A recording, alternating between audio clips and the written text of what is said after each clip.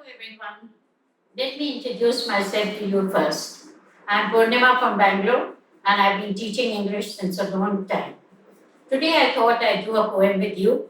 It's not to teach anything, but mainly to appreciate the beauty of the language and the content of the poem.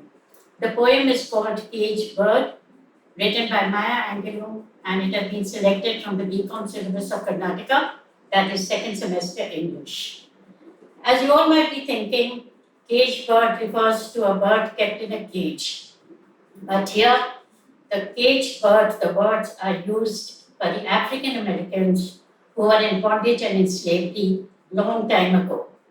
And the words are used as metaphors, which means words used for something else. And it reminds us of the recent issue which we were involved in with the recent killing of George Floyd in Minneapolis, the US. And the poem is written by Maya Angelou, who herself was a civil rights activist, and people like Nelson Mandela, Martin Luther King, Frederick Douglass all took part in the civil rights movement and got them freedom.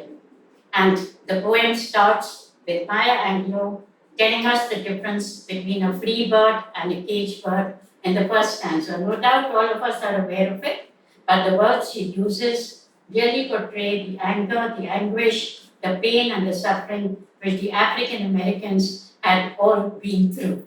So we will start by reading the first stanza. A free bird leaves at the back of the wind. At the back of the wind, along the direction of the wind.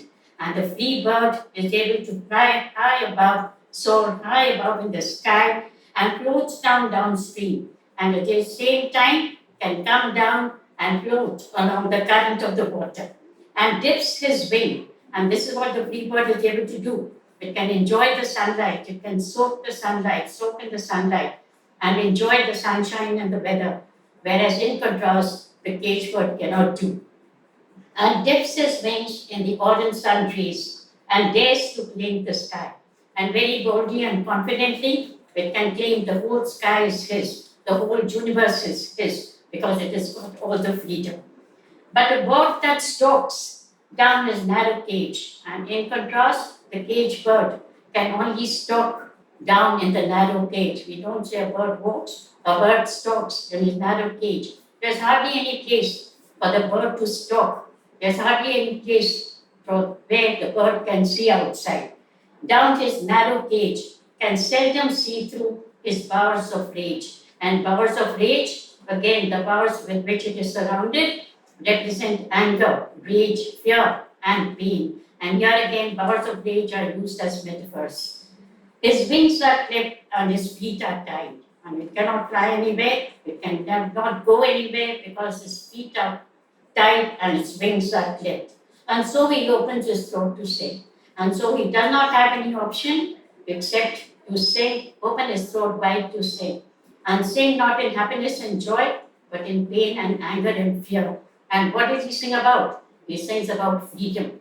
He has not known the concept of freedom and the idea of freedom, but still he longs for it and desires it. The caged bird sings with a fearful trill. And how does the voice sound? It's with a thrill, it trembles, it is not steady. Of things unknown but longed for still. And even though he has not known freedom, he still longs for it and desires it. And his tune is heard on the distant hill, for the caged bird sings for freedom.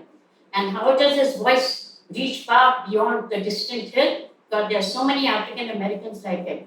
They can identify themselves with the caged bird, and they're all singing for freedom. The free bird thinks of another breeze, whereas the free bird sings of something else, because it already has the freedom. It does not want freedom, it already knows it. And it thinks of so many other things, where it can fly to, what it can feed on, where it can go. And these are the things the free bird thinks of. And the trade went soft through the sighing trees, and flies softly over the sighing trees. And the fat worms waiting on a dawn bright noon. And at dawn, early morning, when it's bright and sunny, it comes down to feed on the fat worms which are lying on the lawn.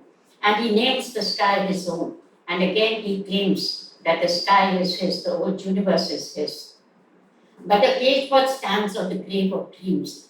And what does the cage bird in contrast do? It can only stand on the grave of dreams. Why grave? Because all his dreams are shattered, all his dreams are dead, and all his dreams are left unfulfilled.